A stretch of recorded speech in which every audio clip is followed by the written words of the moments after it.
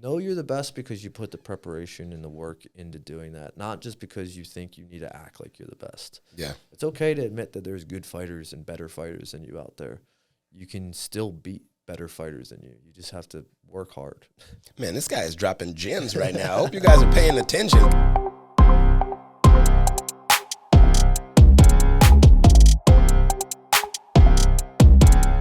And we are live.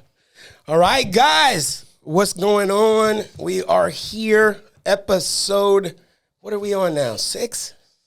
We are on episode 6. It's been a nice little journey. This was supposed to be episode 2, but we got pushed back to 6 because the schedule was so busy. If you haven't already, go ahead, take some time, hit the like and subscribe button. We're trying to get to 100 subscribers. It means a lot to us. We don't do this for money. We're out here supporting you guys, and the fastest way for us to get the content out is for us to help the algorithm. You can do that by subscribing and clicking the like button. Please, just takes a second. It's free. Do it now. Thank you. Right now, we are blessed and finally to have time with the ghost, Bobby Winther. How are you doing, my man? I'm doing good, man. Thanks for having me out here. Yeah, I've been trying to get you in for a minute, so I'm super happy that we were able to finally get our schedules to connect. But already you've got stuff to do tomorrow, so you're leaving to go compete tomorrow in the submissions only tournament. The submission only series tournament. Submission only series. I know it's SOS. I was trying to remember what that last part of that acronym was. So let's talk about that real quick before we get into it. You're going to compete against 16 other 185ers. Yep. And you're competing for $5,000. Yeah. So it's a bracket of 16, and if you win all your matches, it's going to be for $5K if you win it all. So if you come in second, you don't get nothing. So it's definitely a lot to be won right there. So how are they breaking that down? Is that broken down like all in the same day? All your matches are in the same day? Yep, all in the same day. So it'll be, if people are familiar with EBI rule sets. Okay. Meaning... Let's just assume they're not. For sure. So just to explain it, you have I think it's 7 minutes of submission only. So you don't get credit for points for passing. Only the only thing that's graded, there's really no grade other than if you get a submission or not. Got it. If there's no submission, that goes into an overtime period. Okay. And it's 3 periods in overtime, and you get to start into specific set positions, meaning one person will take the person's back, and they have 2 minutes to either hold them there the whole time or submit them. If the guy escapes, he eventually racks up escape time. Okay. And then you keep doing that for 3 rounds, and the win, if there's no submission even up until then riding time starts. It's a little confusing. Yeah. And I feel like if you watch overtimes, EBI rule sets, you'll be okay, I'll start to get it. It's hard to explain. Is that going to be televised at all? Yeah, so it'll be on Flow Grappling. Okay, so and that's tomorrow. This is going to air after that, so you guys won't be able to watch it. But still, I think you'll still be able to watch it at Flow Grappling after the fact. So go see and find out if he won, and hopefully he got the 5K. Now, if you get the 5K, what are you going to do with it? I don't know, man. Definitely probably put it towards more training. Okay. That's usually kind of what I do, invest it more into the coaching and hey, how can we always pay out the coaches. That's, I think now, is that a number one rule. Is that a standard thing? Do coaches normally is that a thing that you do on the side as just kind of be gracious to your Yeah, try to get extra time with people that are giving you privates and stuff. Okay. And just they put a lot of time into you as a fighter, and in MMA and jiu-jitsu in general, there's not a ton of money, especially on the lower level. So if anytime you even for the coaches and the competitors, so it's if you get money, cool, that is your money, but don't forget people that have helped you. Trying to get back. Yeah, absolutely. Well, the whole community seems to be pretty, the guys that come in and corner you and take time out of their schedules to travel and do things like that. Yeah, and you'd think it'd be common knowledge, but I feel some people don't realize how much time other people their coaches put into them and stuff. It's dude, they're putting they're thinking about you in their off time. like thinking about how to make you better, how to make you like how to make your game work for you. So that way they can come into the training session that you're going to come into and like have something set for you. And have so a game like, plan, yeah. Yeah, so it's like, dude, they're putting a lot more time than you probably think into it. So as an athlete, just like kind of always realize that your coaches are doing a lot for you.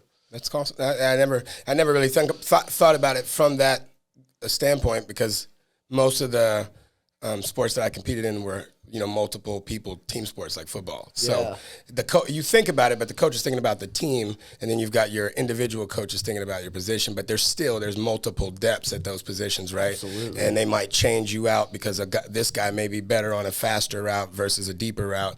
Doesn't mean that he might be the starter, but they have to encompass more. Where in MMA, it's just you.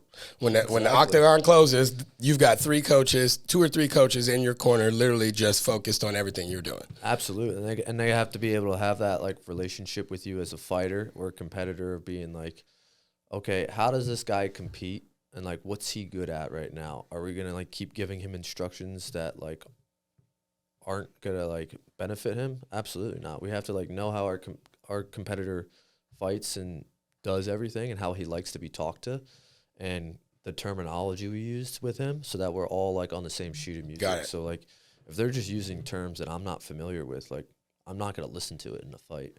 So like having that whole build it all up throughout the training camps, to be like, all right, we're all on the same page. Like you call for this, I know what you're saying. Like, all right, cool. That cues me in like really quick when we need it, because it's seconds that you're dealing with. How long do you think it takes a fighter and a trainer to build that relationship? I think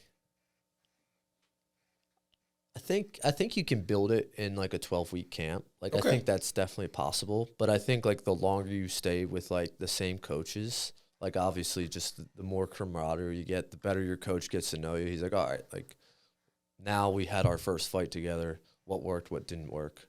Cool. Now we can keep building on that. And same thing with the second, third, fourth, and hopefully to the titles. So.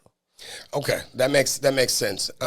Now, would you do fighters bring in different coaches for different fights? So do you keep like your base coaches, but like you said, if you're training 12 weeks or prepping 12 weeks for a fight, will you say, hey, I need a little bit more strength in this area for this guy, so I'm going to bring this coach into the camp? Is that something that happens, or do you try to stick with the same base? I keep that. So like I think like in my head, and I just haven't had like enough experience in like fights to bring in like other coaches. But I don't think it's like, I think for me it would be like, okay, I have my set team that does it, and like they corner me and they know it. But if we're like within my team, there's a skill set that we're lacking and we can't, and it's just not something we can cover. Okay, let's bring a dude in and let's see, like, okay, what can we learn from him? Go to some of their classes and like start training with them, and being like, hey, these guys are great. They'll allow us to train. Hopefully, we make them better, and then like they can eventually teach us maybe the thing we were lacking. So rather than like maybe bringing them in as a corner, being like bringing them into the camp and be like, okay, hey, like I need help in this area. How can we do it? So absolutely, I think that's, as like a martial artist, like staying true to your team, I think is really important, but it's also really important to grow outside of that. Like find other people. There's so much knowledge out there. Like you can go to somebody and be taught the same half guard pass, but I'll look at it and the way he teaches it, I'll be like, dude, never knew like you could do it that way. Like Got a specific it. way. Yeah, so like different techniques to doing stuff. Exactly. So yeah, like that's the value of bringing another coach. Now, what I've seen in San Diego, and I don't know if it's this way in all other places. Maybe you can tell me. The gyms seem to be really cliquish, though. Mm-hmm. So when the gym is, they tend to not want their fighters to go to other gyms to work out, because maybe like it's like a trade secret or something would get out. Is that really? I've heard it just a few times where someone say, I can't go over there because so and so works out over there and I can't be. I'm like, well, why? Like, is that like a thing? I have heard that actually, okay. And I was kind of nervous about that, like coming into it. I was like, man, like there are gonna be dudes that you should work with, like, and why shouldn't you work with them if they're on a different team and they want to work with you? Mm-hmm. And luckily, I don't have that problem with like my coaches. My coaches are like, if you can get some good training out there, like, dude, go get good training. I'll never hold you back from that. And I'll be like, and that's like the freedom you have, and you're like, that's why I want to stay with my coaches, because it's like they're super flexible, and I can come back and be like, hey, what do you think about these things I learned? And be like, yeah, hey, I like that, or I don't think that's going to work because of this other thing, and be like, oh, so you can like take it back and further critique it. Exactly, yeah. So now we just kind of keep going back, and that's just how martial arts, I think, will grow. Like, as like MMA continues to like evolve, and like dudes are getting really good. Like, even like your low level guys and like in the UFC, they're really good. Really good. I think I don't think people realize that, and that's what we were kind of talking about earlier. Is you don't really get a spotlight to shine until you've got to fight against a big name person or something, and nobody really realizes how much it took to even get a UFC contract. Like, they don't just hand them out. No, it's not. What I mean? It's the big leagues. Like, so I think people miss a lot of the journey along the way, and that's what we're trying to highlight, right? Yeah. So, which is cool, and I appreciate that as someone coming up in this sport. Like, that's, I mean, I'm very fortunate to have like people like you guys to like really want to boost up the story and the sport itself. So like, that's what it's all about. And guys like you, the exciting fighters, we want to highlight them because it helps the sport, right? Mm-hmm. And not only that, it helps San Diego. I'm born and raised in San Diego, Absolutely. So I'm big on just promoting things that are here and because we never get our chance to shine. Nobody ever gives us our chance, man. So I want to push. I think that we've got a unique niche in mixed martial arts, especially in Brazilian Jiu-Jitsu, right here in San Diego. So I want to highlight that, and I want to make sure that all the people that I get to encounter and all of my dealings with gloves and everything to be able to, you guys are just some really interesting people. So, you have a bunch of interesting backstories, and I think people want to see them. So that's why we're out here. So let's talk about where you're from. So you're born and raised in Philadelphia? Yeah. So I was born and raised in Philly until 17. Okay. You Phillies fan? Yeah. How are you doing? Yeah, I was gonna say, how are you feeling right now? What's the prediction? I mean, being a Phillies fan, you're always hoping for the best, but you gotta expect the worst. Cause sounds like the Padres. Yeah, dude. We got let down. I'm not gonna talk about that. No, right? That was tough, but I mean, luckily I've been alive in 2008. So when the Phillies won the World Series then, and like when we won the World Series then, it had been like 50 years maybe since like the last time. So it was like, holy shit, this might only happen once in your lifetime. Well, see, you've already got it though. You get to brag. Yeah. We got a ring. I know, exactly. So I got like a chip. Weights lifted off the shoulders. Yeah, exactly. Now. So you're like, all right, even if they lose, because they made us the World Series against the Yankees after that, and then they lost. So it was like, I mean, okay, cool. They made it back to the World Series. Philadelphia's got a Super Bowl and World Series, right? Yeah. They got both the chips. And now, the thing with the Eagles was like I was alive for that one, but before then it was like, holy shit, this is like a once in a lifetime. Yeah, exactly. Might never do it again. Yeah, you got the right generation. And then Philadelphia Flyers haven't won a Stanley Cup. Yeah, well, yeah, yeah. Well, that might be a while. We're still waiting on that one. Yeah, for us. Might be a little bit time on that one, but right now, shout out to the Phillies. Hopefully, they pull it through. I want to see them. I want to see them beat Houston. Me too. I think everyone would. Yeah. So I'm hoping that they put it down and get it done. Okay. So talk to me about growing up in Philly. What was life like in Philly? It was good. So I didn't grow up in the city. Okay. I grew up just outside of Northeast Philly. So like Northeast Philadelphia. What's the name of the town? Bucks County, Langhorne area. Okay. For anyone familiar with that area. So Bucks County would be like, okay, I know that area. It's just northeast of Philly. Okay. Very close, so you can go in and out of the city pretty easy. So I grew up in the suburbs, and it was your standard like typical town to kind of grow up in as far as like a suburb is concerned. Okay. What's the terrain out there? Like, is it like hilly or like? Not really. No. And it's like, that's kind of why. I mean, that's why I like the West Coast. Like in the East Coast, it's like to get to the places that are like hilly and mountainous. Like you had to drive like 2 hours, like to like the Poconos or something. Okay. It's like I've been to the Poconos. Or like 2 hours to the beach is like the Jersey Shore and stuff. Oh, you still got pretty good. Yeah, you can selection. You can get to places for sure, but like Philly's just not as nice as San Diego. That's bottom line. Yeah, I don't think there's not too many places in the world that are as nice as San Diego. No, not at all. And then have the weather to boot. Exactly. So. But like in Philadelphia, I played a lot of sports growing up. Okay. What'd you play? So I played I played soccer my entire life. I was a goalie pretty much my entire Wow. life. Yeah. Okay. All right. That's a key position. I know. Yeah. You can make or break the game right there. It was cool, and I think like at the time I didn't realize it, but like I could kind of see, you can see plays happening as a goalie because you stand back and you're like able to like try to reposition people. I kind of always think that like that aspect of it has helped me as a fighter. Okay. To kind of like step back and look at like my training and be like, all right, where am I lacking? Where do I need to like put it down here? Or like, where should I go focus? Or even during the fight, like, okay, like step back, look back. Third person. Back. Yeah. So I think like a lot, like I didn't realize that at the time, but I think that helped. I played hockey my entire life growing up. Another East Coast sport. We Yeah, don't have that super here. East Coast, No yeah. hockey. Rollerblades. I know, right? Yeah, it's the best closest we got. I played baseball up until high school, and then I put that away. So okay, let's just start from the front. Where did you started with soccer? What did you start with first? I think I probably played all three at once. Yeah. From what age?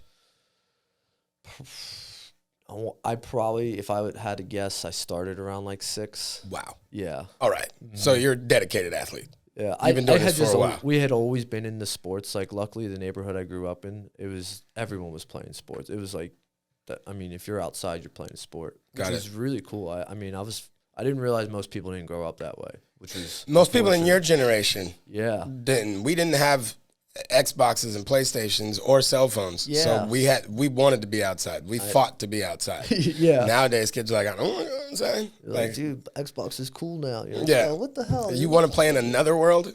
I know. Okay. All right. But you can't touch or smell or see, but okay. All right, got it. Seriously. I've got multi-millions. I've got multiple cars. I've got houses. This is my kids talking to me. Oh, yeah. About GTA. I'm like, you can't do anything with none of that stuff. When you hit the power button, I know. it's gone. Like, It's all dude, gone. What are you doing in the real world? Yeah.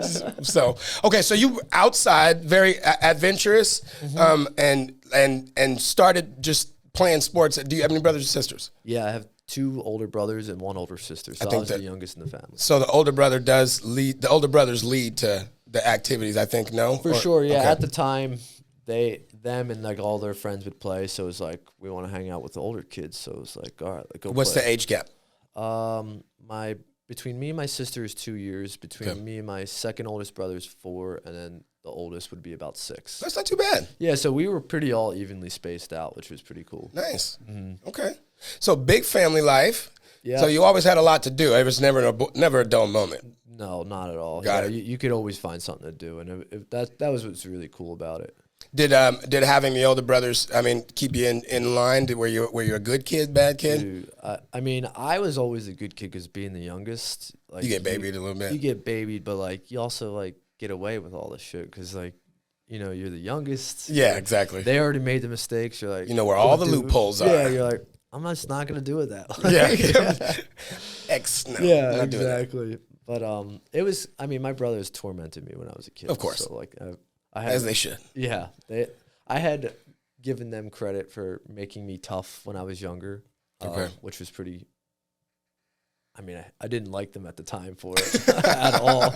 No, but I look back, I'm like, all right. Older brothers and older sisters, that's double. I know, yeah. Luckily, my sister and I were like Super close in age. Okay. So it was like we would get in our like tiffs and whatever. Yeah, of course. But it was mainly like her and I versus like the Versus other two. them. Yeah. Got it. All right. So at least you had some help. Yeah, seriously. That's good. Yeah. Okay. So high school, played sports?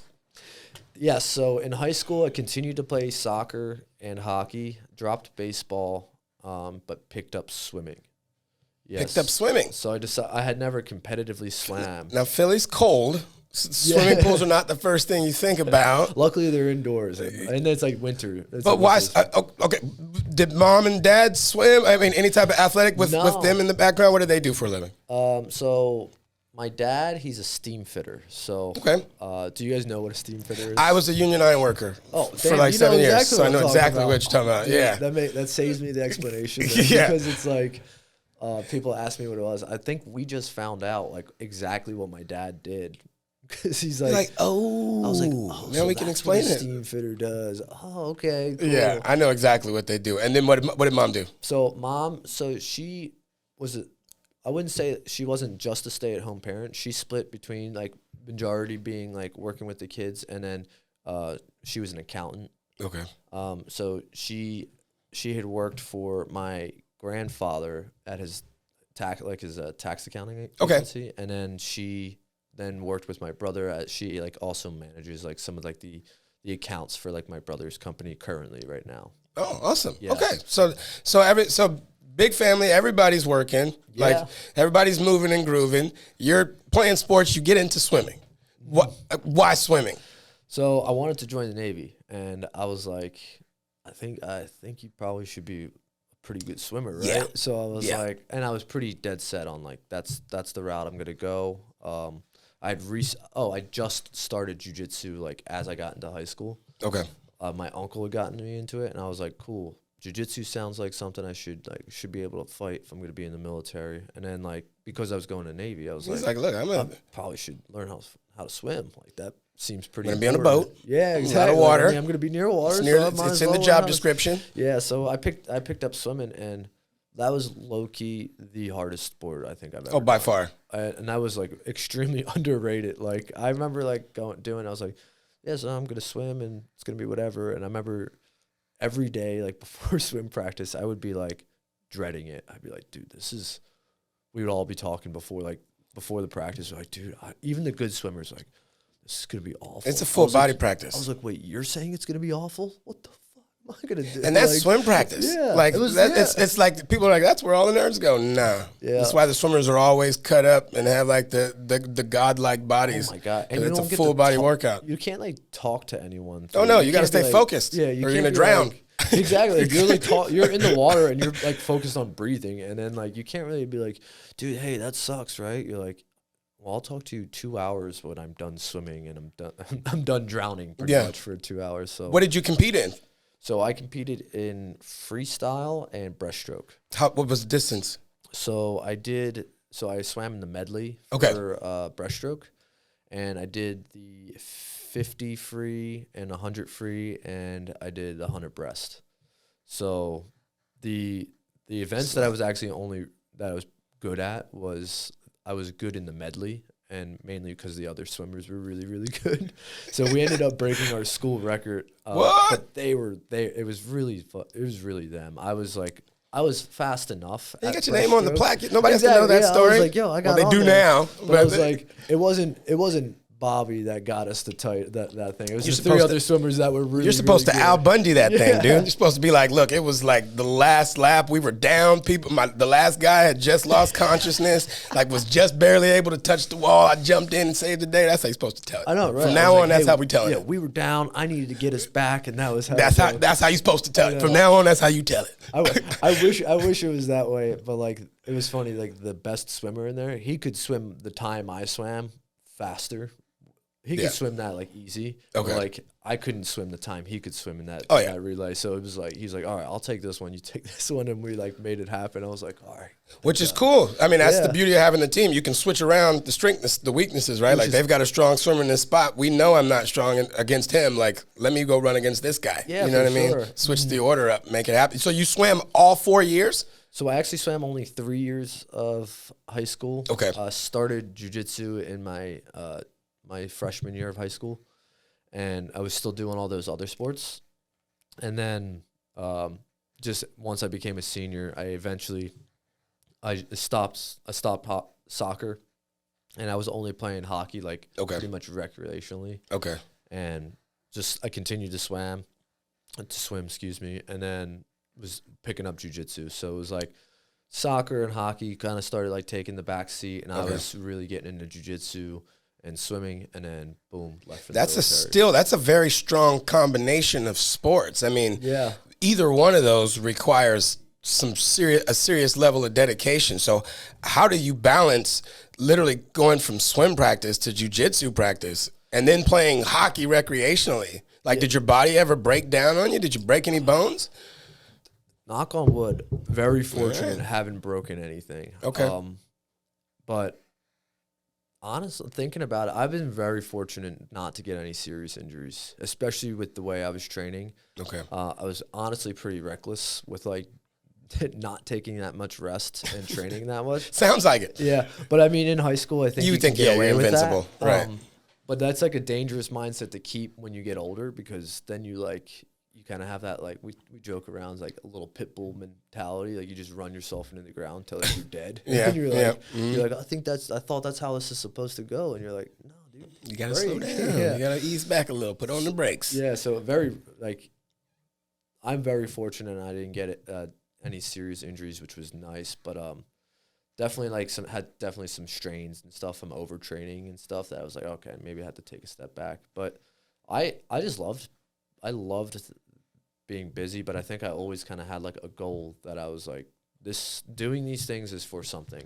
Like, and that next step for me was like in the military. I was like, okay, I'm gonna just do these things because that's gonna help me in the next step, the next level. And okay.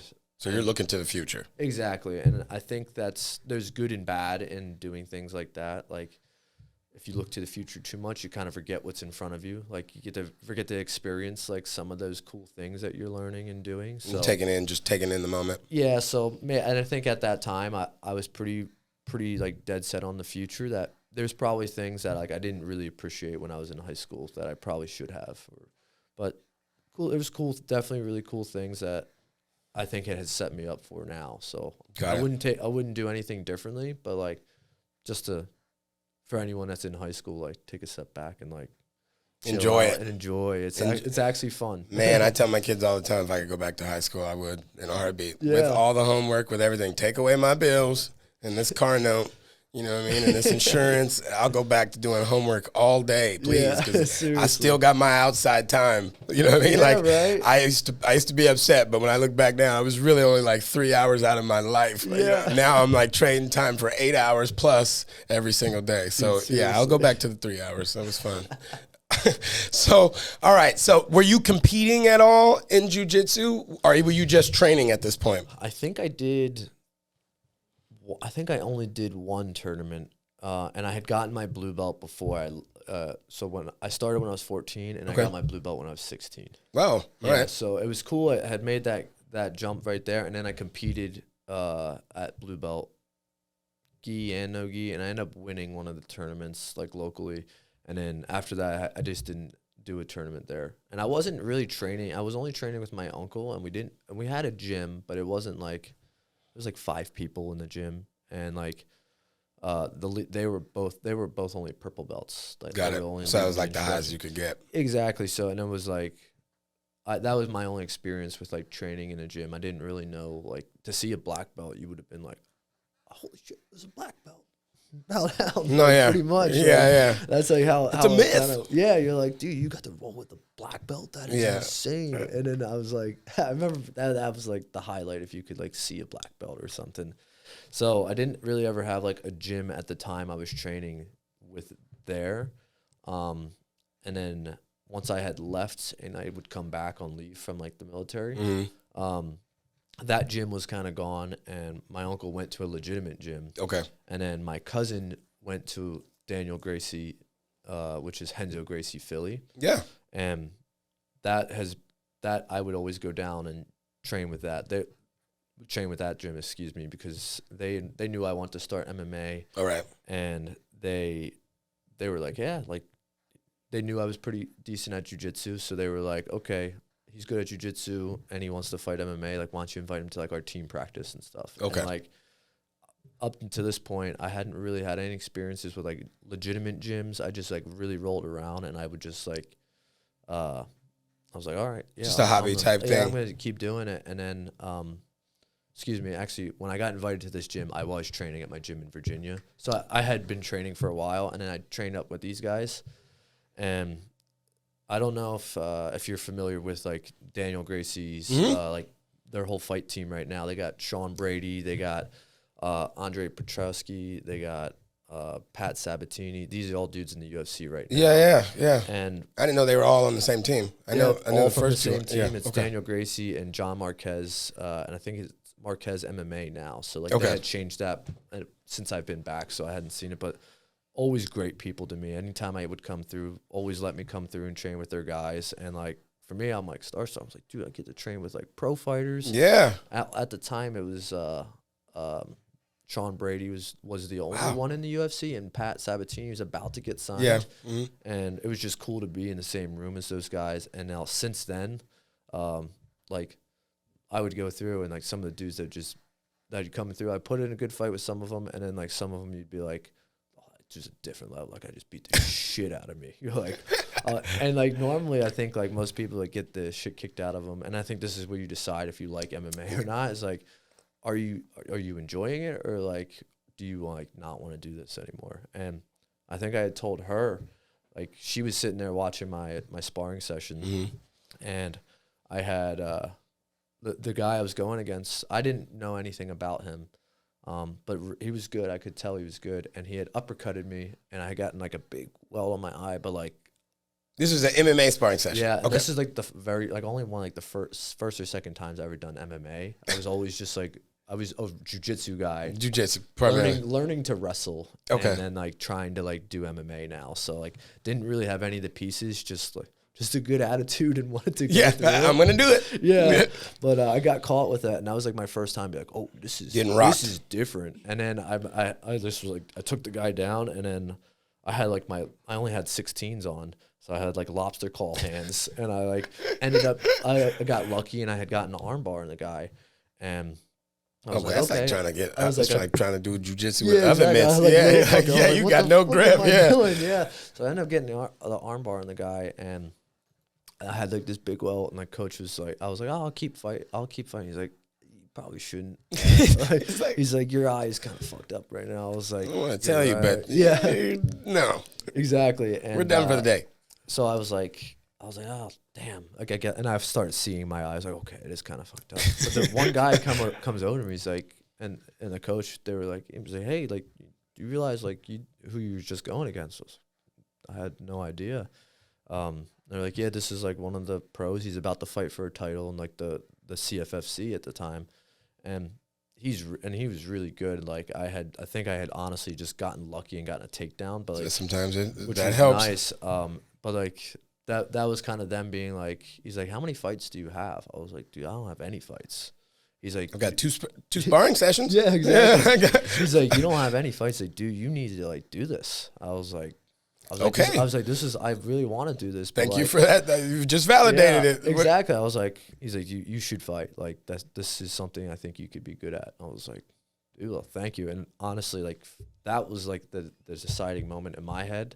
And it was great that she was there because she kind of like saw the whole thing kind of happen. I walk into this sparring session a little nervous because I don't want to like. Exactly. Yeah, and then I'm like, and I do get fucked up, but I ended up pulling it out. Exactly. Right? Yeah, and then you're like, do I even like this sport? And then kind of hearing that from the coach and kind of like being able to keep up with some of their guys, I was like, damn, this is like I can see myself getting better and compete and stuff. And after some of the guys I'd gone in, it's like, you don't have any fights? Like, what the fuck? Like, you should fight. And I was like, thanks, man. Okay, so this is how old and when you make this transition, when you're like, I'm gonna go into, so let me go a little bit further back just for a second. So you come out of high school immediately into the military? Yes. What motivated you? Did you have any family members in the military, or was there a specific event that motivated you to want to be in the military? Because I was in the military and I had military parents, and so I was hooked on fighter pilots. Nice. I've been seeing, my dad was stationed on the USS Constellation, and I had been on like 3 Tiger cruises, and I just fell in love with fighter jets. Yeah. And so that was I was like, I'm gonna go be a fighter pilot. And there's only one place I can go to turn a jet upside down and nobody's gonna get mad at me, right? Yeah. So I was like, I'm gonna go fly planes. So that was for me. What was the motivation for you to enter the military? So I had 2 grandparents that were in Korea. Okay. What branch? Both Army. Both Army. All right. And then my second oldest brother is a Marine, so he's 4 years older than me. So like, we had always kind of wanted to be in the military. I think him and I, even since we were kids, always knew that was probably what we were gonna do. All right. But when he did it and he was in the Marine Corps, I was like, I'm so proud of him. So I was like, damn, that's what I want. That like I want to be that. Right there, and I was interested in medicine. Got it. Like, all right. I was like, how do I like be a Marine, but like also do like the medicine thing? And then I was like, that's a corpsman. So Yeah. I was like, okay, So my mom was a gotta Corpsman. go Shout in out to the Corpsman. Navy. Yeah, so Shout out to Big Bro and grandparents for your service. We appreciate you. Absolutely, You as yeah. well. But yeah, my brother definitely was the motivation for sure. Okay. And it was really cool to kind of like be able to go through and like kind of do the military thing, like, and kind of have that in common with him too. And Why didn't you go Marines? just because I wanted to have like the medicine aspect. Okay.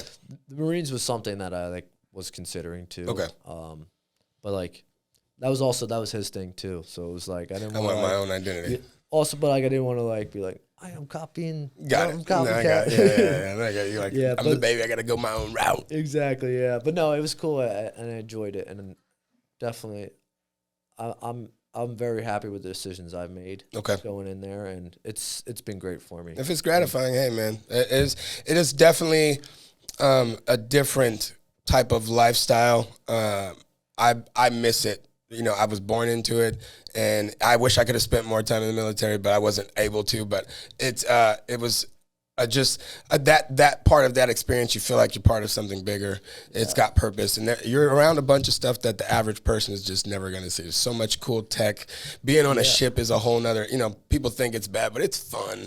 I loved being on a ship. That's I loved cool. being That's attached good to to a squadron. Like I loved being in the military. Like that was one of my key things that I wish that, you know, going back, I'm like, maybe I should have stayed in a little longer. Yeah. But, you know, live and learn. And now I'm here selling MMA gloves. So, okay. So, Dude, that's awesome though. yeah, you know, it's the transitions. Yeah. So you go into the military. How long have you been in? You went in straight in. So you're Yeah. what? You're 24, 29, 25? I just turned 26. All right. Okay. So you look a little young. Good job. I'm All right. feeling it, You too. feel it. So you've been in 9 years.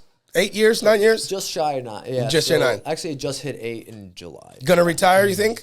Or Or you think you're gonna go fight? I think for me, it depends on how fighting kind of goes too. Okay. I've always been interested in MMA. Even before I joined the military, I was like, MMA was just something that was like, it was just something that interested me. And then now, as I get older, I've done been in for the military for 8 years. Yeah, now, you've done and some it's time. like, okay, if I want to do this MMA thing, it is an age thing. Yeah. And at a point, got a you small have gap. to be like, it's got to be like, okay, the military, that if I want to go back to it, You can stay. It's always there. I could probably always go back to it if I want. Yeah. MMA can't.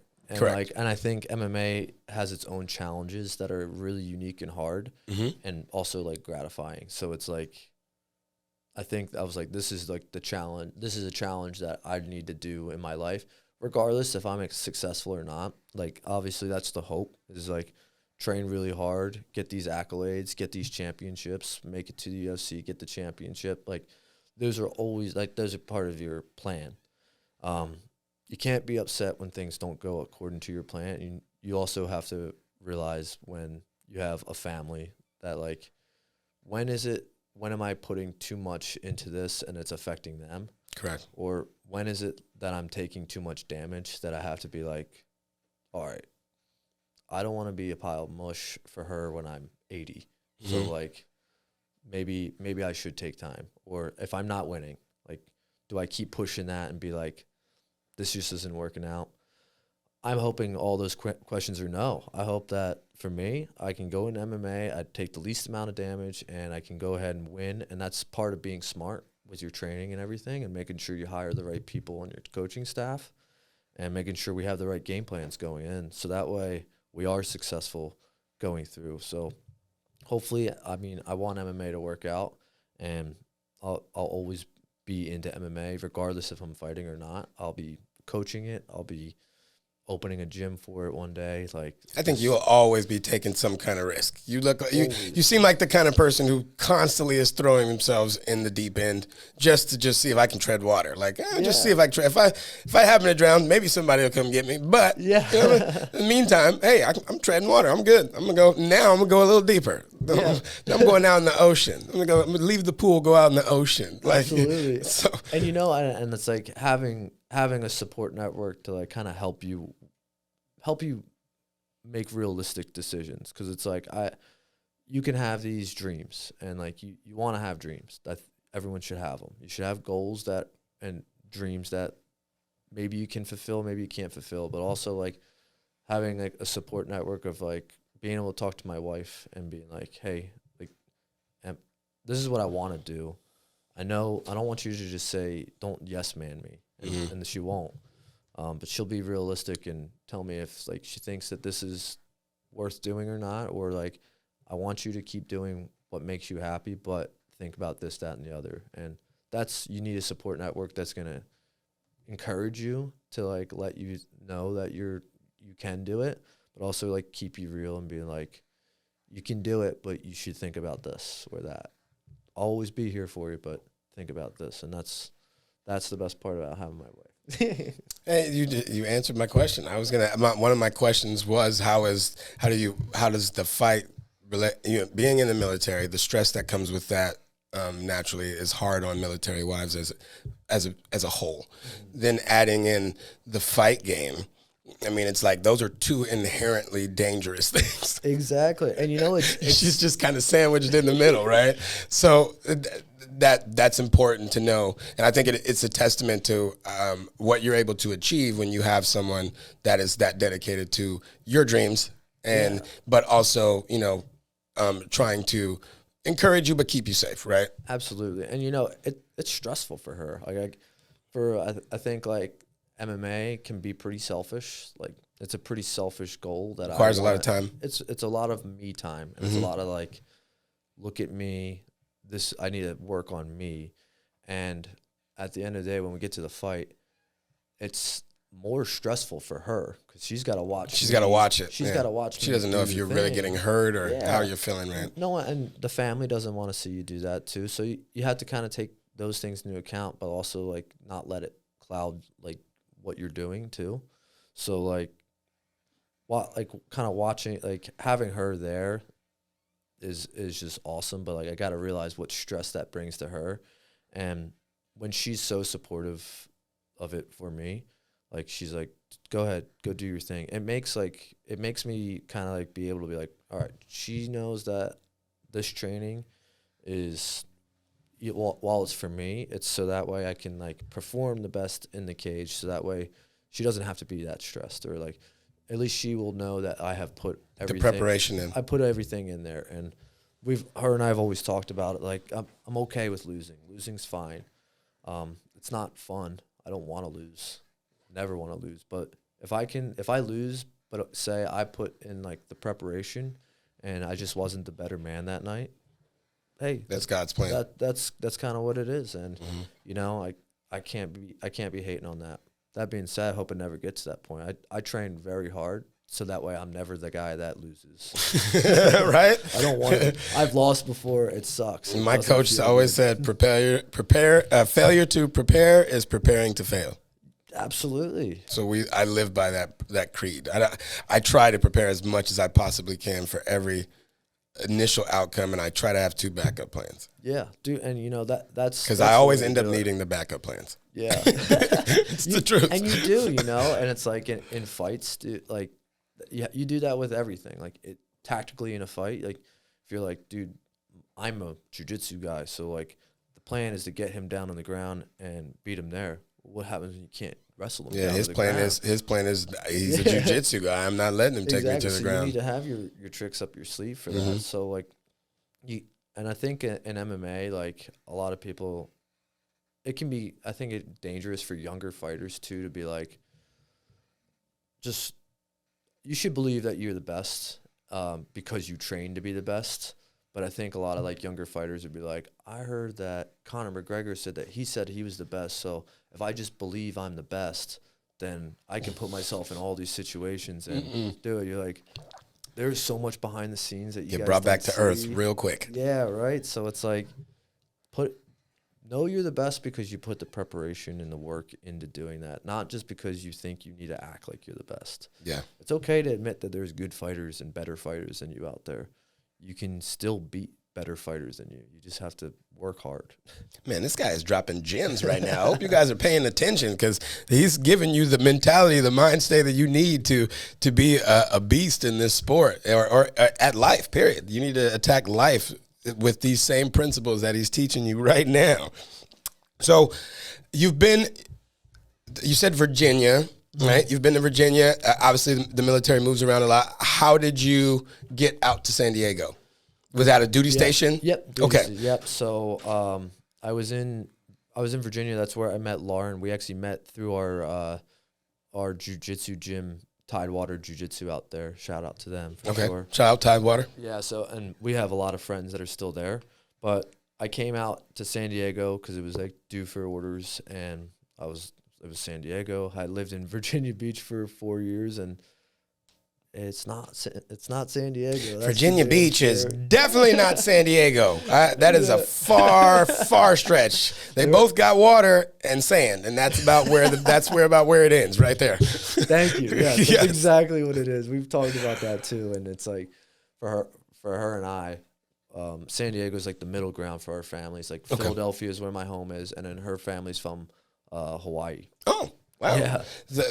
Wow, there's not much middle ground in there. That's actual ground. That's a lot of water. I know, right? Yeah, so we were like, all right, San Diego's like 6 hours from them, 6 hours from us, and we like the mountains. We like the West Coasts. And there's just so much to do. Got the best out here. Oh Best of everything out here. Yeah, and not to mention the jiu-jitsu, the fighting out here. Did you know that coming out here, or was that something you learned? Okay. I knew that too. That really swayed the decision. I was like, Virginia Beach was great, and I could definitely get really good there. But like coming out to San Diego, kind of tying it back to what I said in the beginning, like to get like different looks from jiu-jitsu, and like all the best guys are out here. So like, all right, maybe I can dip my toes into to learn from a bunch of different people. And luckily I dipped right into Barrett Yoshida. Yeah, man, so. Barrett Yoshida. Shout out to Master Yoshida. He's an absolute legend in the game. ADC Hall of Fame. The guy is just, if you don't know who Barrett Yoshida is, we're going to have him on the podcast so you guys can learn, because you need to know who he is. He's one of those guys. So what is that like training with Master Yoshida? That guy, coming from where you come from, I mean, you were already working with some pretty high level guys, but now you're out here with the legend. How does that? Yeah, it's funny. The way I knew I wanted to train with Barrett was I had come to like a class that he was putting on, and I was like freshly into like crucifixing people. And I was like, okay, that sounds cool. I was crucifixing dudes. Yeah. So I did it to one of the guys in his class, and he was watching me, and then he was like, oh yeah, like would you like to roll with me? I was like, absolutely. I've heard those words. Yeah. Everybody gets sucked in. Oh yeah. He crucifixed me, and dude, it was insane. I couldn't move. I was like, this is wild. Like this on paper, like I'm like bigger, younger, stronger. Like should not have an issue dealing with this. Not with that guy. That guy knows specifically how to use like his body weight and his techniques to like really lock someone down. And it's insane. I was like, dude, this guy knows some shit. So I should probably like stay here and learn from him. And it's been great. That guy has forgotten more jiu-jitsu than I know. Probably, yeah. And it's like, and he can recall it when he needs to. Yeah. And he's like, oh yeah, I remember this from like 10 years ago. I used to do this all the time. And I was like, and he'll show you something and you're like, boom. Like, and kind of like I was saying earlier, like he'll show you something. You've done that like probably 100 times. And then he'll be like, okay, do it like this. And you're like, that's way better than I was doing. Way more efficient. Like you would never see it until like someone actually points it out to you or shows you how like the best way to do it. And I've gotten that with Barrett. I've gotten that with Mike Perez. I've gotten that with training at Legion, AJJ, not too far from here either. And just like, because there's the access to like a lot of great training partners out here, you constantly get those looks too. So like you always constantly get someone that does something really, really good. And then you're like, hey, can you show me that? Yeah. I want to put that in my arsenal, little grab bag. Exactly. And then like that's just the jiu-jitsu front of it. And then I got my coach, Vince Salvador, who like how Barrett is with jiu-jitsu, like how he knows it like inside out. My coach knows that with striking. Okay. And I'm like, I come home and tell her, I'm like mind blown. I was like, I can't even believe how like well they teach it, but like how much they know about it, or like how they can see angles that I can't see. Yeah, just like, move this way, turn, and you got it. It's wild, and you're like, you guys are some special people. Like, you guys are wizards. Straight up, you're wizards. I'm like, I'm going to stick here and learn from you guys, whether it's just time, soaking it in. Like, Where's the home gym? Just so people know. Currently at the arena. At the arena. If you guys don't know, in the San Diego area, the arena is one of the powerhouses out here. They are home to this man. They also have Anthony Orozco, who you guys saw on the last podcast. And those guys are at a very high level. They do everything at a very high level, and it shows in the products that they put out into the game. So you're looking at one of their products, or a portion of one of their products, because I can't take away from the Virginia guys. Okay, so what's it like? What's a typical training day for you with all that you've got going on? Like, how do you balance that? What is your training day like? It's so funny. We talk about this all the time. It's kind of insane. It sounds insane when I say it out loud, mainly because I think it is insane. But I wake up in the morning, and usually have I'll usually roll at like 7:30 to 9, do like a wrestling class, wrestling mixed with jiu-jitsu. And then from there, I'll usually go to do like a competition class for like an hour and a half. Okay. And then directly after? Usually at like 10. Okay. So 10 or 11. A little bit of break. 10 or 11, I'll usually mostly it's just like driving to there. So I have been lately going up to Legion. Okay. And training with those guys, and they're awesome. Like, I've been fortunate enough. We had been training there a lot lately. So especially for this upcoming camp, just been getting that different jiu-jitsu look, and some different wrestling looks. Yeah. Which have been really good. They have Justin Flores that trains, that he teaches their wrestling and like their judo. Okay. For like no-gi stuff there, which works really well for MMA. Yeah. So it's been great, and they have some killers in that gym too. So shout out to Legion. Yeah, Legion, absolutely. They've been really good to me, and I love training there, and I'm going to continue training there too. Okay. But so go there, train for a couple hours, then come home, eat lunch, and then I go to team practice at 4 at the arena, that's where I train with Anthony and my coach there. And then after that, usually do like a no-gi class, either at the arena or sometimes go to the Legion. So that's about. Yeah, I mean, how many hours is that a day? That's it could be 4 to 6 hours a day. And that depends if I can throw privates in there with, like, if I can get a private with Vince, my coach for striking, or a private with Mike Perez for jiu-jitsu, and then try to mesh all the worlds together, kind of like see what we're all working on and put it all together.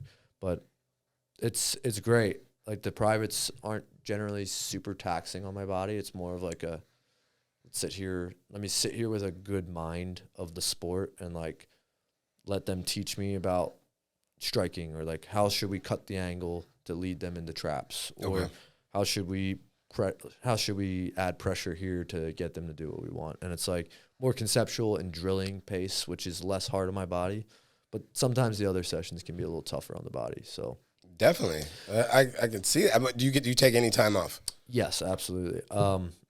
Especially, and I've been trying to be better about it, but like I said earlier, sometimes it's like that mentality of being like a little pitbull, run yourself into the ground, and you're like, all right, got to take a step back. I try to take, like, if I'm not feeling well for one of those sessions, like, I'll just take a session off of that day. Okay. So sometimes that helps. And then, like, if the next day I still don't feel fully recovered, maybe at that practice I only do the drill, and not the live stuff.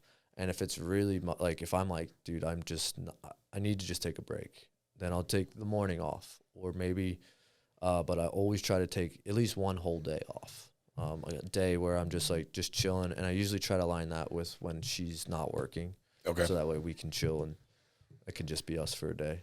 That's awesome. Mm-hmm. And that I'm sure that helps with the relationship, to be able to just take a day for you guys and do yourself. Just kind of go backwards. How long have you guys been together? We've been together for... Better get that question right. 2.5 years. 2.5 years. We got married back in, oh my God, March.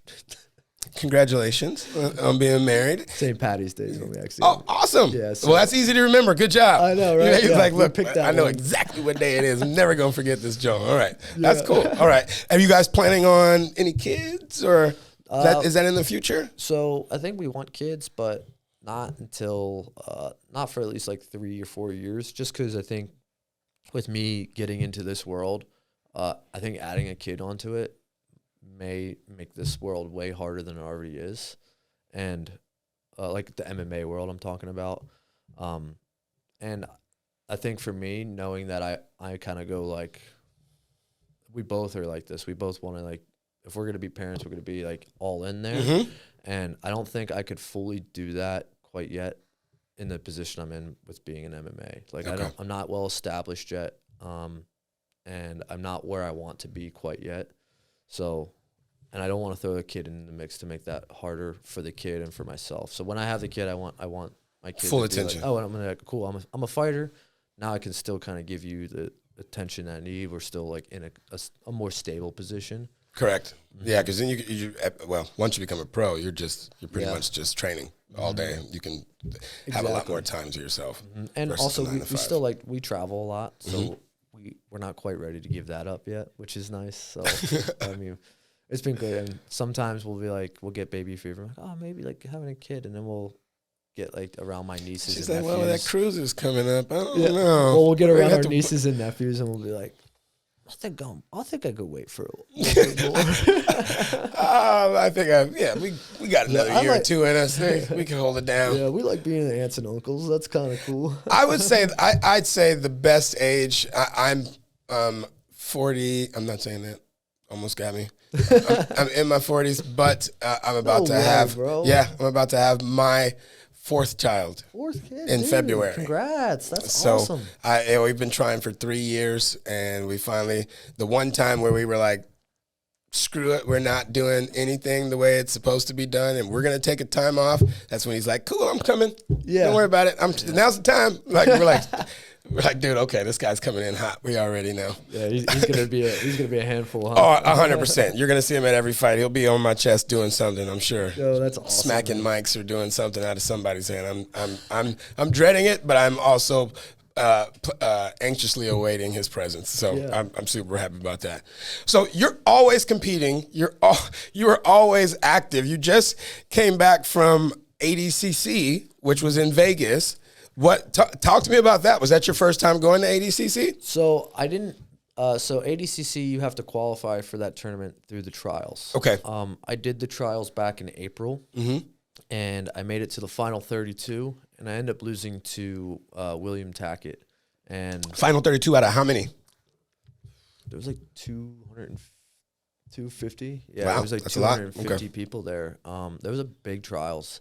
So really cool. I got to make it to that second day of the trials. That's your first time ever at trials, right? So that's cool. So at that, I went against William Tackett. He was the number 1 seed of the tournament. Wow. He ended up, he got me in a rear naked choke with like 20 seconds left in it. He had held my back for a while. Okay. He was good. And I was like, damn.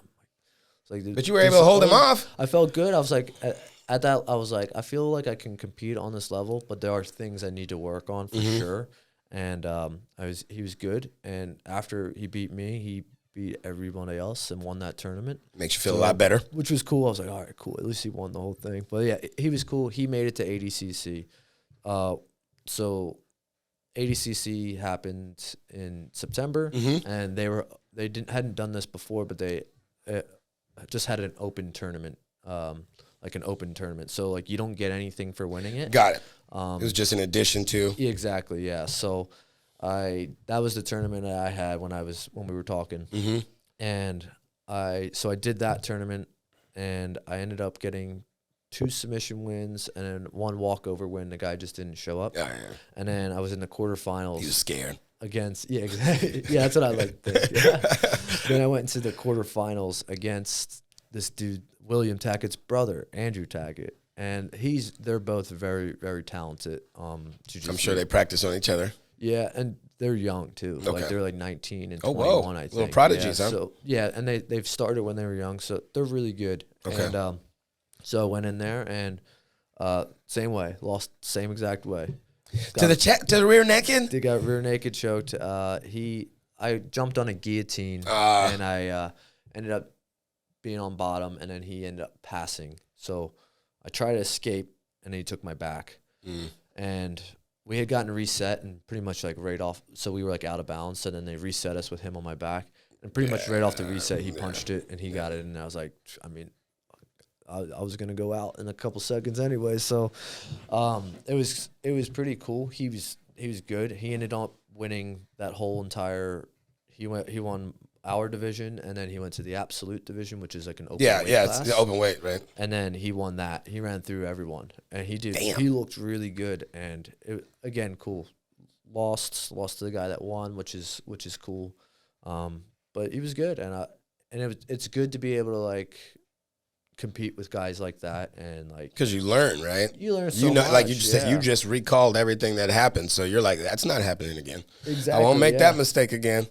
Absolutely, yeah. And you're like, cool. These kids are like, this is what jiu-jitsu looks like now. Like they're good. They're well-rounded. They're well-rounded competitors, and that's only going to make you better. And I'll continue to always compete in jiu-jitsu because that'll help me in MMA. It's an old man's game. Yeah. There's a lot of older guys and guys in their 50s and 60s still rolling around and still very dangerous. Yeah, absolutely. And you know, it's like it's a sport that since there's no strikes, you don't take a ton. You can compete a lot, and you don't take a ton of damage. Yeah, which is nice. But like jiu-jitsu, that rule set will allow you to like actually. It helps you with MMA, I think. Like it helps you maintain positional control. Helps you maintain like get attack subs when you need to get them, and I think it's just a really cool rule set. So I mean, those two guys, they were really good. So. Those have been like my last two losses, and then there's a loss in between that one to a guy named Chris Wojcik. He is ranked number 13th in the world and at like 175, and wow. Him and I went to overtime in the same tournament that I'm competing in tomorrow. Uh-oh. Yeah, and he's actually. I was gonna say, is he there? Yeah, he's in. Like, oh, buddy. Really nice guy and really really talented as well. He's got a really good leg lock, and the thing about these talented guys now is they're not just one-dimensional like fighters, or like they're not one-dimensional like grapplers anymore. They're guys that know how to wrestle, and they know how to do leg locks, and they know how to do everything. And you're like, damn, that's what the sport looks like now, and that's what MMA is about to look like. Well, it already does. Like everyone knows how to strike, everyone knows how to wrestle, everyone knows how to do. It's the complete game. Yeah, and you're like. It's so much different now, and it's more entertaining, I think, now than it was. I think so. First started because it's like, all right, cool. These guys are all good at everything. Now who's the best? They've got examples to follow, right? It's like Jordan's era was way better than Dr. J's era. Yeah, they dressed better. Put it that way. Start off, short ass shorts. But the game evolved. They start to learn the angles. You start to learn jump shots. Dudes are inventing hook shots. You know what I mean? So things that haven't been seen before or haven't been done before push the sport up as a whole. And now you've got young guys, like you said, who are coming in like, yo, this is what I want to do right off the bat. I'm trying to take it to the BJJ world. I want to be a prodigy. Which is. I didn't even know about BJJ until maybe like 7-8 years ago, until I really started watching MMA as a whole, and I was like, wait a minute, like this is like chess on the ground. Yeah, it's a very mental sport. Like it seems like a bunch of people just tied up, but you're always looking for something and you're always defending something, right? Yes. So that's a very unique sport. Yeah, exactly, and that's what's really cool about it. It makes people think, and it makes people like. Really adjust on the fly. You can kind of see a lot of attributes of people, like people that are like super dominant with like top pressure. If they get put on the bottom, like, oh shit, like they better like know the bottom game too. Yeah, exactly. Really well, because now everyone's good everywhere. Like people are good on the bottom and people good on top. So it's like you need to be good at everything. Which is an immense amount of pressure. Yeah. Because you have to know so many facets to just be a complete fighter. You've got to have your ground game. You've got to have a wrestling background. to stop. Because if your ground game is whack, you don't want to get taken to the ground. So you better be able to get yourself out of some takedowns. You've got to have striking. And then on top of that, you've got to be able to defend all of the set above, while still executing. Where is your strength at for you? Is it MBJJ? Yep. Definitely and I think that's just because I actively compete in MBJJ, and that's what I first started with. But I'd say I think just grappling in general would be like the strength that I have. Like I think when strikes are there, it makes my wrestling look a lot better than it probably is, as opposed to being like pure wrestling.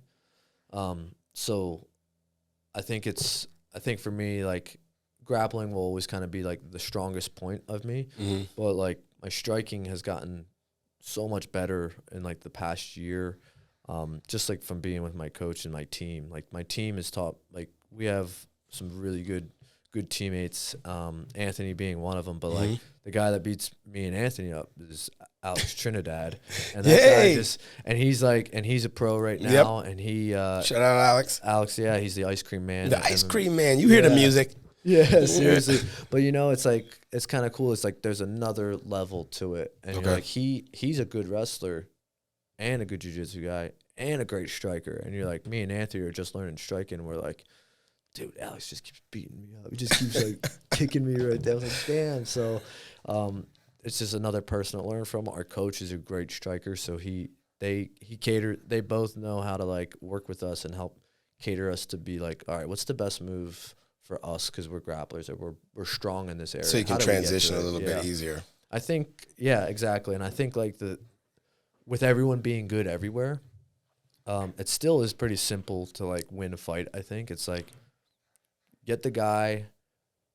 If a guy's better than you at something, get him to not do that and if you're better at something, make sure you're able to do that. And it is just that simple. Simple game plan. Easy to remember. As good as everyone is everywhere and as complicated as you can get, the same simple game plan is like, if you're a good grappler, find out how to impose your grappling on someone that's a better striker than you. Got it. Because like on paper, like if there's a better striker than you and you're like, yo, I'm just gonna strike with him, you may win, you may not win. It's you're leaving it up to chance at that point. Yeah. So it's like, okay, how are you truly good? Execute a simple game plan to be like, I'm a better grappler. This is how we're going to get to the grappling. And maybe all of our avenues get us to being the strongest person there. Or maybe all of our grappling disguises how maybe now we can knock this dude out because he's so worried about us grappling. Like if we can be such a grappling threat to where like they're like, dude, if we don't respect it, we will get taken down, we'll lose. So they always like their focus is always here. And then boom. Now I caught you with a hook, or now I caught you with an overhand right, and it's like, and I'm suddenly a good striker all of a sudden. Well, a few things about winning. You're currently 3-0, ranked 22nd in California and 37th in the Western region. So already doing pretty damn well. Your first fight, knockout. 23 seconds, first round. That was actually my second fight. That was your second fight. Mm-hmm. So where did your first fight? Was that not in Cali? So that was an epic as well. It happened in July of 2021. So wait a minute, the first fight was 43 seconds. Yes. Sorry. Okay. So first fight, I had it backwards. Sorry guys. I try to keep all this. Worries. So first fight was 43 seconds submission. Yep. That's rare. How do you manage to land a submission in 43 seconds? So that fight, really very new to MMA still, and pretty much I got hit once, and I got hit with a leg kick, and I was like, fuck this. I'm just gonna take him down and took him. Because I knew I was a pretty good striker. So okay. When I took him down, I was like, so I knew I was a good grappler. I didn't really have that confidence in striking. So whatever, I'll just take him down. And then I was like, I can hit these dudes on the ground now. I was like, this is awesome. So I hit the dude, and then they like move in the position that like I want, which is like, it was like a cool realization for me at that time, like live. To be like, I punch them, oh, their head comes up, and then I can choke. Got him. I was like, oh, sweet. And then that's how it happens. So fast. Yeah. Like I can get to those positions pretty quickly, especially when there's strikes being thrown, because you can really overwhelm someone when like they're off balance. Yeah, like when they've gotten taken down, they're like, oh shit, and then like now they're getting hit, and they're like, oh shit, oh shit, oh shit. Then they're trying to process. Yeah, exactly. So like now they're figuring out where to go, and like if you're trying to figure out where you're gonna go, you're already a step behind. So got it. That's a good. That makes a lot of sense. Second fight, you win again. First round, 23 seconds, TKO. I've been at all of your fights, but your presence in the ring is, I hate to go back to the pit bull analogy, but you're just relentless. Like from the ding, it's like, where did he go? Oh, he's on top of him. That's where he's at. He's throwing punches. I can't even see your fists. I'm like, this guy is just. When you're saying like it's overwhelming for a fighter, it would be overwhelming, especially we just came out the gate and here's a flurry and I'm on the ground already. Like I haven't even had time I thought we were going to touch gloves. You know what I mean? Like it's over. Like so what do you think makes you such a ferocious competitor? I think I like winning. Like that feeling of winning, there's just no other feeling. Like it feels so good. It's addictive. It is addictive, and I really like that. But like also like when the cage shuts, or like when I can go compete, like to me that's like a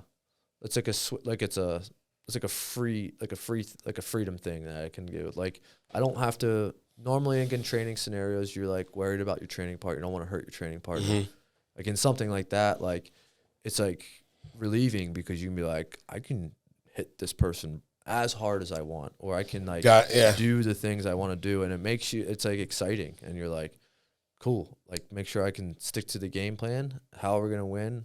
Pressure, execute, and then we're just gonna keep the pressure on them and be smart about it though. Right. So in that case, in that scenario, it was he had hit me, and I was like, all right, I need to make the shot. He's longer than me, so I took that shot, brought him down. I had a tight waist, and I was like, he was starting to build up his base to get up. So I was like, let me just pepper him to like let him know that like he's not gonna stand up for free. And then luckily one of those hits, because he was like standing like posted up, he can't cover his face. So I was like, all right, I knew this. So I was like, I'm just gonna hit him.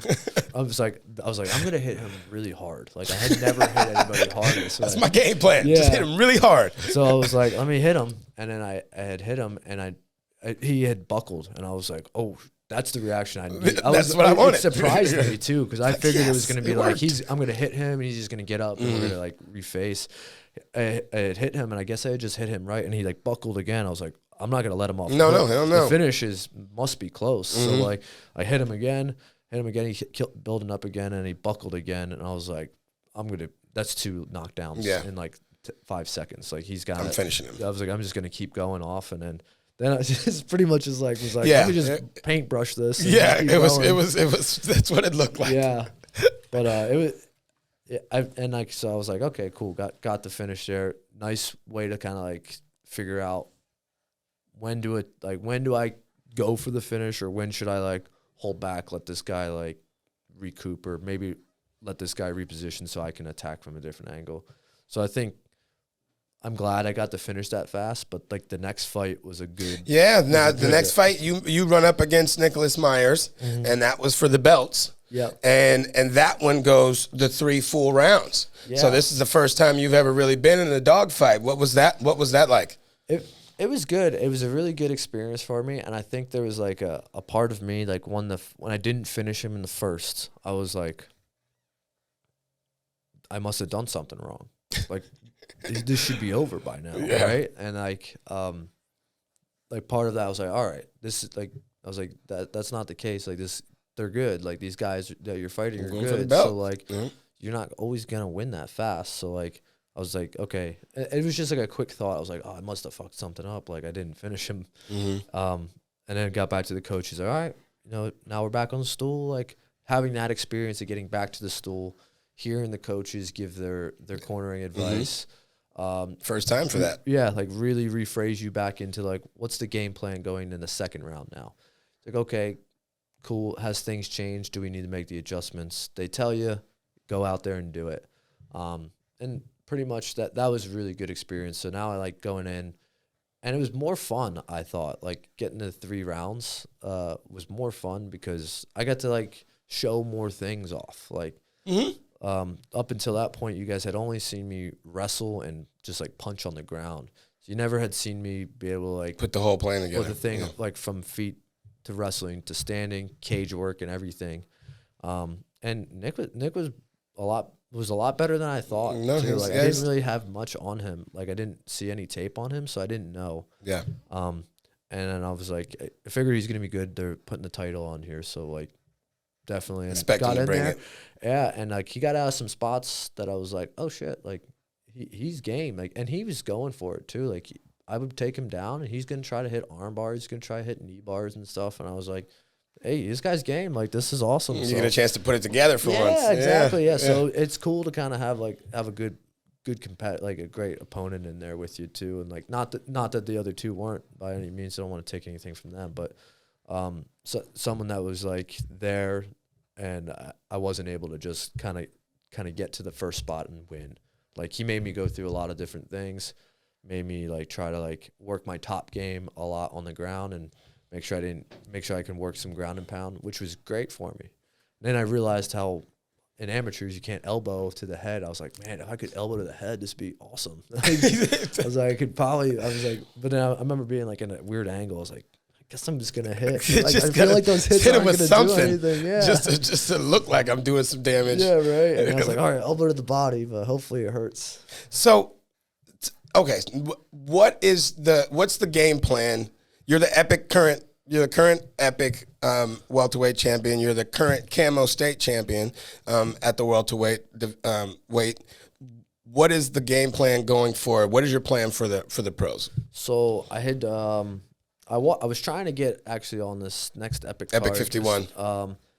Again, just was really having a hard time getting fights, which has been people are going to duck you. That's what's going to start happening. The story of since the first fight for me. So that's been tough. So I think for me, it's just going to be kind of going pro. Like if I can get another amateur fight before going pro, I think that'd be awesome. To like, you think you're ready now to go? Yeah, I think I'm on the level. I think anything at this point would just be more like cage experience to get, which I just don't have a lot of. Mm-hmm.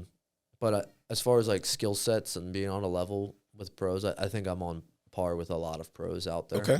So next year, probably looking to try to get on to Cage Warriors. Hopefully, I can debut on Cage Warriors. But come on, Graham, we need to make that happen. Yeah, that would be my wish. And same thing for Anthony. I think I won't speak for him, but I think for us, we're both kind of looking for a pro debut next year, and hopefully that being on Cage Warriors. And if that goes good, what is your ultimate goal in the sport? Like, what do you want to achieve? Yeah, I want to be in the UFC. Okay. And I want to be UFC champion at the lightweight division. So when I compete at pro, I'll compete at lightweight. Why? Day before weigh-ins, and I think that I don't want to cut so much weight to where like that's the whole camp is cutting weight. Got it. And I'm pretty strong for a 155er. Mm-hmm. So I always like weigh out like, what are you getting going lower? Is it strength, size? Like I would be a bigger 155er, so it'd be cool, or like an average 155er as far as strength is concerned. Okay. At that point, I just want to go against like being in that division. I just want to be able to showcase my martial arts to other people, but also being able to go against great competitors and like go through wars. Like that's awesome. Like hopefully I don't have to hopefully those wars aren't like I have to take a ton of damage through them. Mm-hmm. But like those like battles being like that deep water we've been talking about. Gotta get deep, man. Or like get a good dude that like if this guy's good and you beat him, like okay, that says something about you, which is good. And I think that's what everyone wants. Like sounds like you're trying to beat yourself. Always, yeah. I think for fighters, I think that's got to be like the thing that's like, oh, excuse me. Take time, man. Sorry. I think for fighters, that's got to be I think that like you about like I could think like you constantly can get in your own head being like I am great or I'm not great. And it's like, Yeah. well, I mean, for me it would be like I just want to if I being able to just compete on a pro level and like being able to like hang with these guys or like beat most of these guys and like get to like where I want to be like and cement my legacy. Like that's what I want. Like ultimately I want to make my legacy and like if beating all these guys is like how I'm going to do that, like that's what I'm going to do. So you're looking for a long-term career. You want to, I mean, this is, if everything went the right way, and balancing out your personal life and the family goals, how long do you, I mean, obviously you said you would stay in the sport forever at some capacity, but how long do you think that you would compete? I think that definitely depends on how well I'm doing. Okay. So like if I'm undefeated and I'm like 40 and I'm still undefeated and like I'm still able to hang in there, I'm going to keep competing. Okay. But like I think at a point when you're like maybe in my 40s, like that late or maybe mid 30s to 40s would be like where I would want to start like reevaluating or like kind of like, okay, this is what my legacy has for me right now. Let me start a gym and I want to build up fighters for me, or I want to start coaching fighters and stuff because I like it. I like nerding out on like the game plan of being able to get someone who's really good and be able to like coach them on like, hey, you should probably think about doing this and that like diamond see in the them rough. do it. Yeah, that stuff that's so much more rewarding. I think like I love fighting; it's super cool. But like the coolest thing about fighting for me is like when I teach somebody to someone and they do it, and I'm like, yo, I taught you that. That was sick. Like, I was like, this is awesome. Like, yeah. Like, that was your win, but, like, you feel like you have a hand in, like, their training. So it's, like, that's why I always, like, be good to your coaches. Like, your coaches put so much time into you. So, like, be good to them. I understand that. Yeah. I get it, man. Well, I know you've got a ton of training to do. You've got to get ready to pack so that you can go. So I don't want to keep you too long. My last question, and I'm sure everybody wants to know, where does the name Ghost come from? So I actually have my tattoo. Is like a samurai on my arm. Okay. And that character is the ghost in a video game called The Ghost of Tsushima. Uh-huh. Yeah, and I just didn't really like when I first came up with it. I was like, this is a pretty cool idea, like this a tattoo. And I played the game. I was like, oh, that's like a samurai, but like he's a samurai that doesn't like abide by like the traditional samurai. Okay, like, the Bushido Rose, yeah. Exactly. Like he's like, oh, I need to do what it takes to win and stuff. So like whether that's like through traditional means or through like any means, like he'll do it. And I was like, oh, that's pretty sick. So like that fits. Yeah, right. So I was like, all right, that's sick. The Ghost. Oh, I think that's a cool name too. It definitely fits, man. Yeah. I say they never see you coming. Yep, exactly. You know, that's my motto for you. They never see you coming. I think you are a surprise to everyone when they step in the ring. I think they know what they're going to expect, but they don't. It changes, and that's part of your tenacity and your training, your determination to win. Your fact that you're comfortable being in places where most people are uncomfortable is, I think you thrive in that. You know what I mean, and that it makes you a beast in the ring. And we are looking forward to seeing you again. I can't wait to see you defend the title. Are you going to try and defend the title for Epic at least before we go pro so we can see you one more time? I mean, I was trying to, but I won't wait around for it. Okay. But if the opportunity presents itself, for sure. But at this point, it's like timing. It's like I can't wait a year. I can't take another year to wait for someone to do that. Like in the next 3 months, yeah, by like March, like I want to have a fight within those 3 months, like lined up, whether that's amateur or pro. We'll kind of see. So if you guys keep following my Instagram, and I'll kind of put all my updates, my fight news up there. Okay, tell everybody before we go, where can they find you on Instagram? We'll put the link down below too, but just let them know. Yep, at Bobby Winther MMA. Guys, You guys have been blessed. I hope you guys learned a lot from listening to this man. He dropped a ton of knowledge and jewels on you guys just about mind state and what it takes to be a competitor in this sport and what it takes to get things done. Bobby, you are a beast. We are looking forward to seeing you in your career. I have no doubt that we will be having this conversation once you get into the pros and start to kick some ass there. Absolutely. Is there anyone you want to give shots out to at all? Any of your coaches or anybody? Yeah, well, first off, my wife, because she sat here with me she sits with me through everything, so that's awesome. Shout out to wifey. Yeah, that's Lauren. And then my coaches, Vince Salvador, Barrett Ishida, all the guys at Legion, and Mike Perez, excuse me. Yeah, I was like, I'm definitely missing somewhere here. Mike Perez, and then all of the training partners that I have too. So shout out to everybody at the arena that I train with. So. All right, guys, that is a wrap. This has been episode 6 of the Luxury and Mayhem podcast. If you haven't been to the website, please go do so. In honor of Bobby coming out and visiting us today, the 50% off coupon code is HONOR, for honor, courage, and commitment. So if you go put the code in, HONOR, you will get 50% off the site for 48 hours after this podcast airs on YouTube. All right? Thank you, Bobby, for coming out. We appreciate you, brother. Thank you, bro. I appreciate it. And we'll see you guys soon. Like and subscribe, and we'll see you on the next one.